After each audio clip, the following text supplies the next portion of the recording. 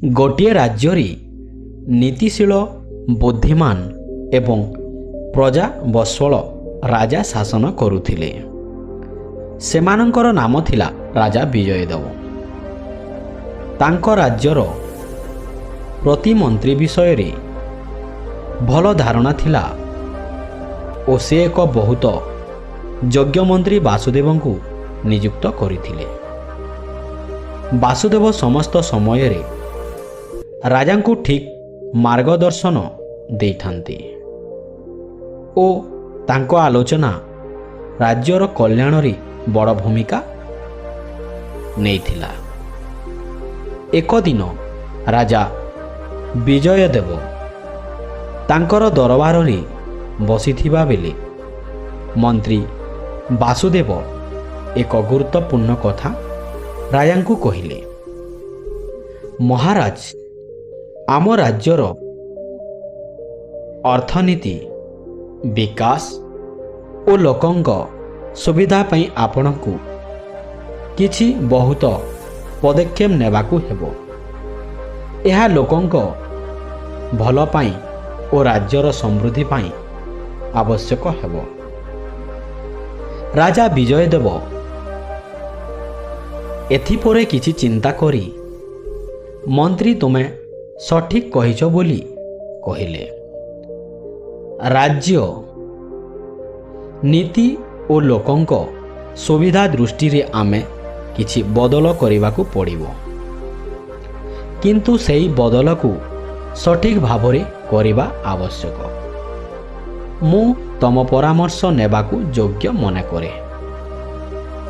ତାପରେ ରାଜା ବିଜୟଦେବ ଏକ ବଡ଼ ଦଳ ଗଠନ କଲେ ଓ ସେମାନଙ୍କ ମାଧ୍ୟମରେ ଏକ ନୂଆ ମନ୍ତ୍ରଣା ଆରମ୍ଭ କରିବାର ପ୍ରସ୍ତାବ ରଖିଲେ। ବାସୁଦେବ ସେଥିରେ ଅନେକ ଆଇନ ଓ ବିଧାନ ରଖିଲେ, ଯାହା ରାଜ୍ୟ ମଧ୍ୟରେ ଉନ୍ନତି ଓ ସମୃଦ୍ଧି ଆଣିଥିଲା। ତେବେ ସମସ୍ତ କାହାଣୀରେ ଅସୁବିଧା ଓ ବିରୋଧ ତ ହୋଇଥାଏ। ଏହି ରାଜ୍ୟରେ ମଧ୍ୟ ଏକ ଶକ୍ତିଶାଳୀ ଦୁର୍ଜନ ଥିଲା, ଯିଏ ରାଜ୍ୟର ନୂଆ ଆଜାଧୀନ କାରଣରୁ ନିଜ ସ୍ୱାର୍ଥକୁ ହାନି ମାନି ବାସୁଦେବଙ୍କ ଠାରୁ ମୁକ୍ତି ଦେବା ପାଇଁ ଚିନ୍ତା କରୁଥିଲେ। ତାର ନାମ ଥିଲା ଅନନ୍ତ ଏବଂ ସେ ରାଜ୍ୟର ଏକ ବଡ଼ ପଦ ଧାରଣ କରୁଥିଲେ। ସେ ବାସୁଦେବଙ୍କୁ ରାଜାଙ୍କ ମନରୁ ଦୂର କରିବା ପାଇଁ ଅନେକ ପ୍ରକାରର ଷଡ଼ଯନ୍ତ୍ର ସବୁବେଳେ କରୁଥିଲେ। ଏକ ଦିନ ରାଜା ବିଜୟଦେବ ବିଭିନ୍ନ ବିଷୟରେ ମନ୍ତ୍ରୀଙ୍କୁ ଆମନ୍ତ୍ରଣ କଲେ।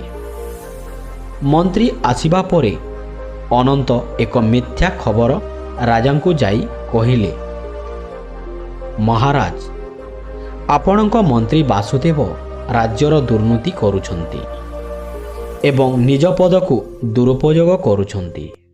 ଏହା ଶୁଣି ବିଜୟଦେବ ରାଜା ଦୁଃଖିତ ଓ କ୍ରୋଧିତ ହେଲେ। ସେ ମନ୍ତ୍ରୀଙ୍କ ଠାରୁ ସେହି ଅଭିଯୋଗ ପ୍ରମାଣ ଚାହିଁଲେ। ବାସୁଦେବ ଏହା ଶୁଣି ଆଶ୍ଚର୍ଯ୍ୟ ହେଲେ, କିନ୍ତୁ ସତ୍ୟର ସମର୍ଥନ ମିଳିଲା ପରେ ସେ ନିଜର ନିର୍ଦ୍ଦୋଷତା ପ୍ରମାଣ କରିଲେ।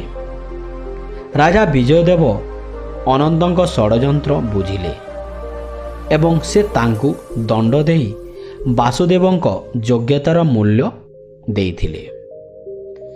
ଏହି ପାଠ ଦେଖାଇଦେଲା ଯେ ନୀତି ଓ ସତ୍ୟତା ସବୁ ସମୟରେ ବିଜୟୀ ହୁଏ ଓ ଷଡ଼ଯନ୍ତ୍ରକାରୀମାନେ ସଫଳ ହୋଇପାରେ ନାହିଁ।